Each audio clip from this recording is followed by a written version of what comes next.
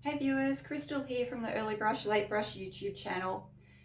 If you've been following along with me through the black and white demos, what we've been doing is training our mind to just see in black and white and the shades of grey that range between them. We've finished those demos now and we're going to move into colour. One of the things that's really important to do is to make a colour chart. So colour charts can be made for each of the mediums that you're using. This is one that I created for my watercolours, and this one is the one that we are going to do today, and this one is for my oils. I have a lot less colours that I use for my oils than I do with watercolours. The colour sample going down the side and up the top, that is the full strength colour straight out of the tube. And then when we mix each of these colours with the other colours, this is what we're going to get. And then the full strength colours are actually mixed with a touch of white, and you will get this entire pastel area. What I'm going to do is just show you how to make one of these. This is just on a 14 by 18 inch artboard. And then later on, I'm going to actually explain why it's a good idea to make one of these colour charts. So let's roll the intro and we'll get into this.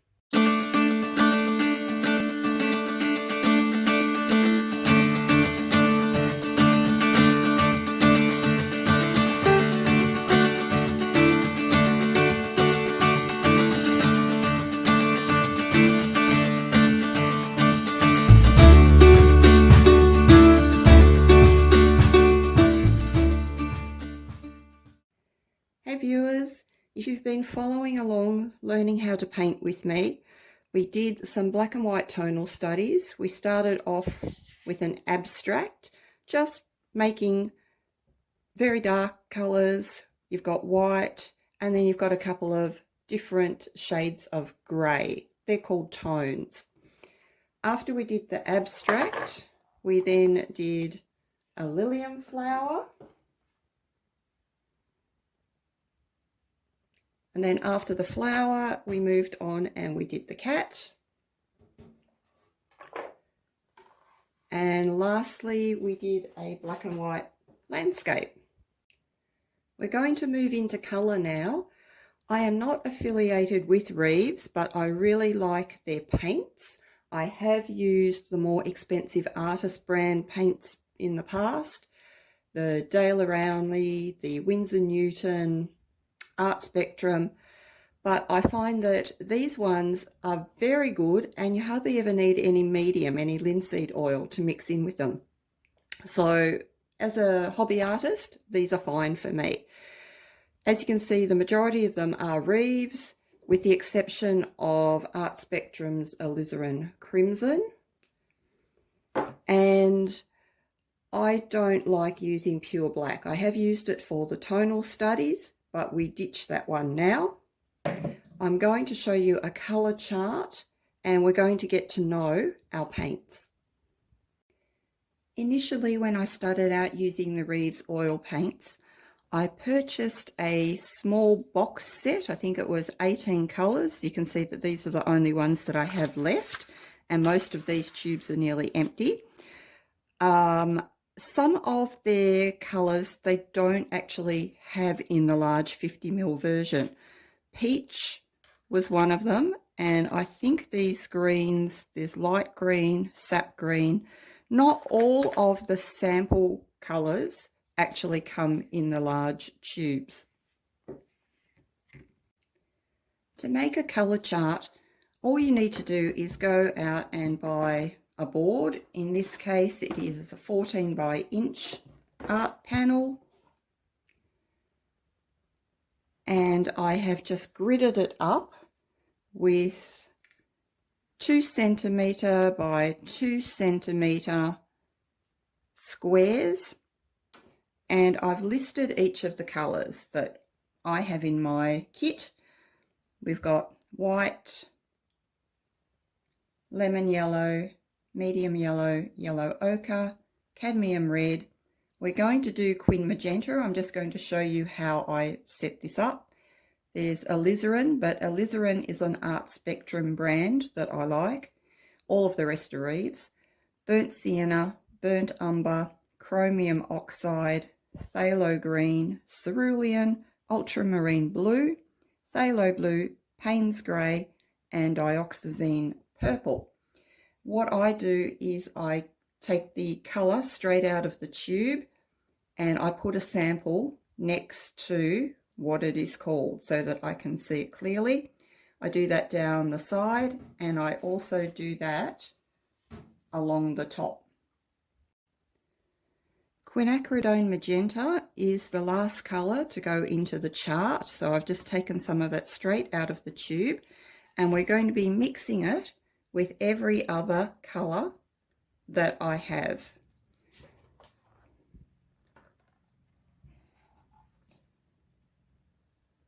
Now, because all of these paints are wet, I'm going to have to actually put this doweling rod over just so I keep my hands up off the board.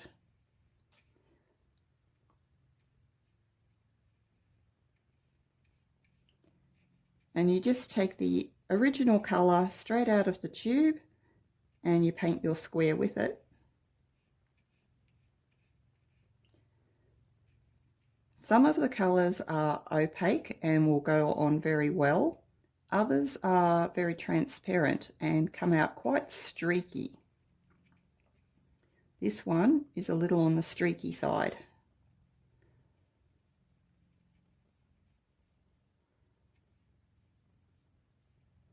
So I'm just going to feather it out to get as even a colour tone on that square as possible. The colours that we have down the left side are the same and in the same order along the top. So we have titanium white first, titanium white, lemon yellow second, lemon yellow, medium yellow third, medium yellow. We have put the quin magenta in down on the left side. I want to put the quin magenta in up on the top.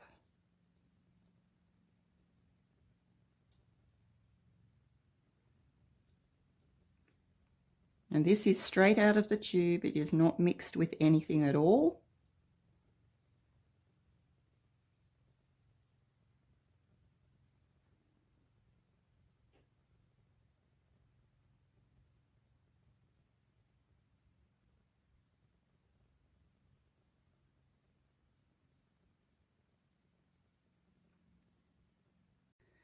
We're now going to mix quinacridone magenta in roughly a 50-50 mix, and we're going to add white. So that looks like a 50-50 mix, and now we're going to put this into the first square.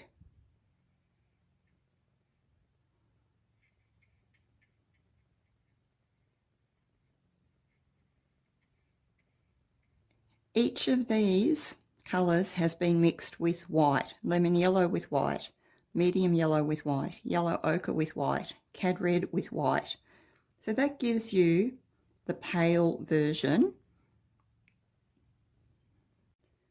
The next colour to mix quin magenta with is lemon yellow.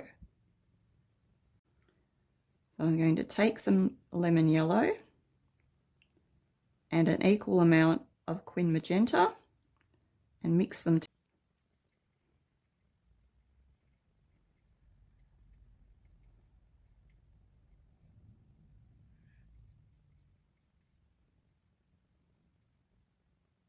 The next colour that we're going to mix quin magenta with is medium yellow.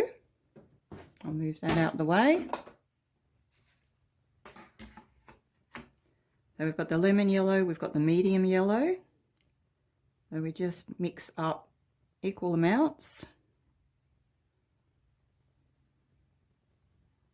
There's not much difference between the lemon yellow and the medium yellow. Okay, and now we will apply that to the square.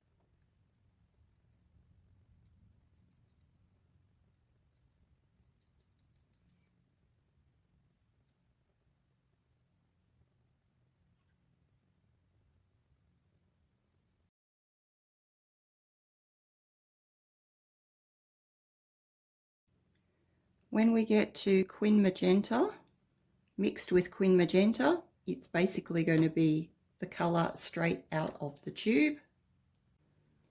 The colour chart now has on the left the listed colours that I am using, the full strength version of those colours straight out of the tube. There's just a white column going down the page just to separate them. The next column over is the pastel version of the tubed colours, and then we've got into the colour mix area. The lower left is the full strength version of our mixes, and we've got the diagonal line going down separating the pastel version of the same mixes, which is in the upper right corner. So what we're going to do is we've done Quin Magenta with lemon yellow, and what we're going to do is Quin Magenta with lemon yellow, but this part is mixed with white. When we go back to our colours, so here is Quin Magenta, lemon yellow, mix it together, and that's your strong colour. And now we're going to add a little bit of white to it. And this is the pastel version. And then we add that into our pastel version on the board.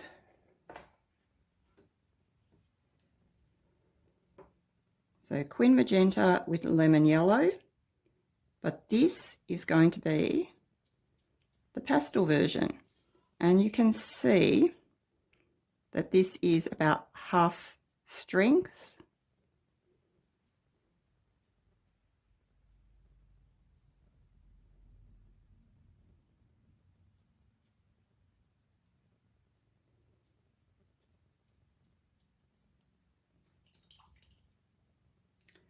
And we're going to do the same now. We did Quin Magenta with medium yellow. We've got Quin Magenta, medium yellow, but this is going to be in the half strength pastel section. So we go back to our palette. We have our Quin Magenta, medium yellow in the full strength version, and now we're just going to add white to it.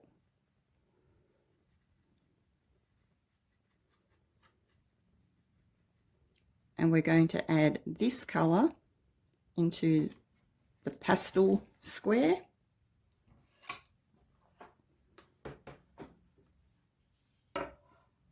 Quin Magenta, medium yellow in the pastel section. Here we go.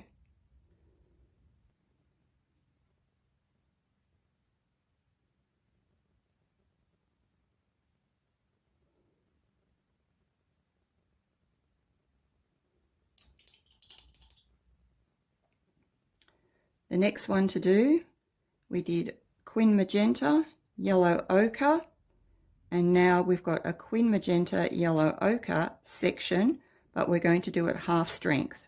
Again, we're going to mix the white into it.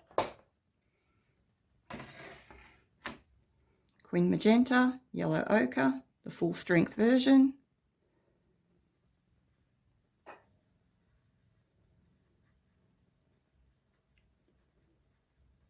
This is the pastel version, which we will now put into the pastel square.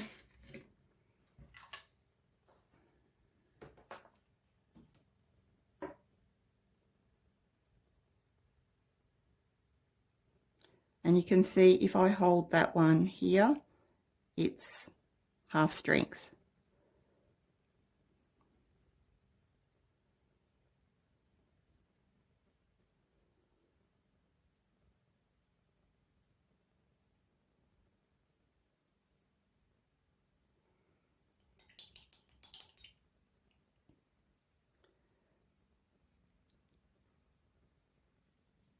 So this one, Quin Magenta and Cad Red in full strength. And we've got a space up here, Quin Magenta and Cad Red for the half strength colour. Quin Magenta, Cad Red, full strength version. Add white to it.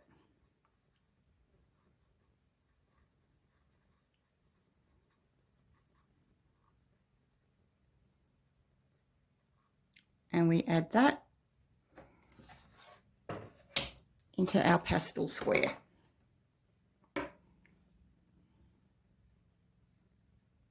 So this is half strength of that square.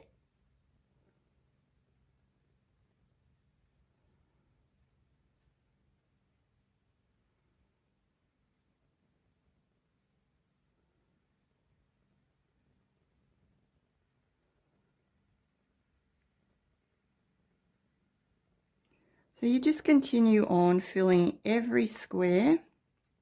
This lower part is going to be the full strength version, and this upper part is going to be the pastel version that has extra white added to it.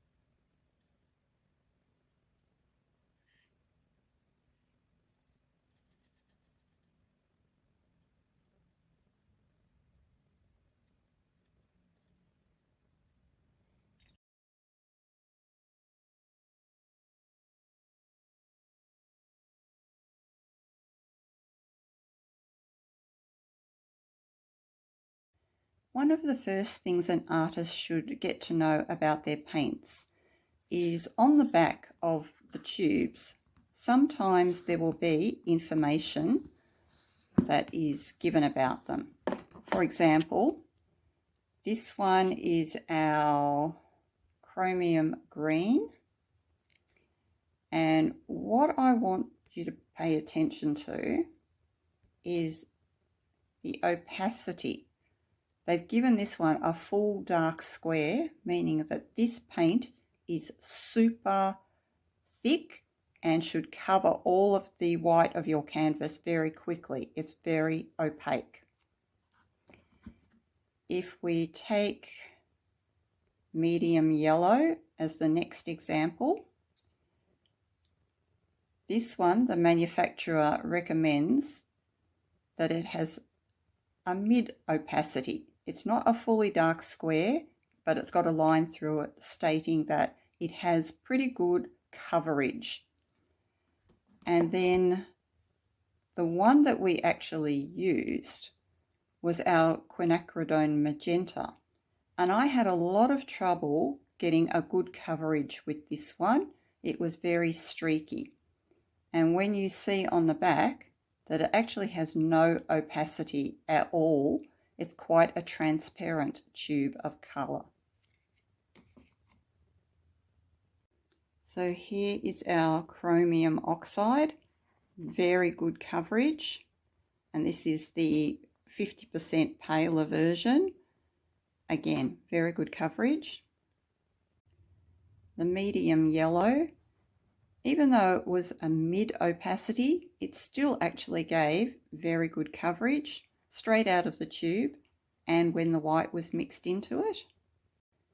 So what this colour chart has taught me is that if I really like this colour, Quin Magenta, and I want to use it in my artwork, if I'm going to stick with this brand, I'm going to have to be prepared to have some very streaky colours, which I'm probably not going to be happy with.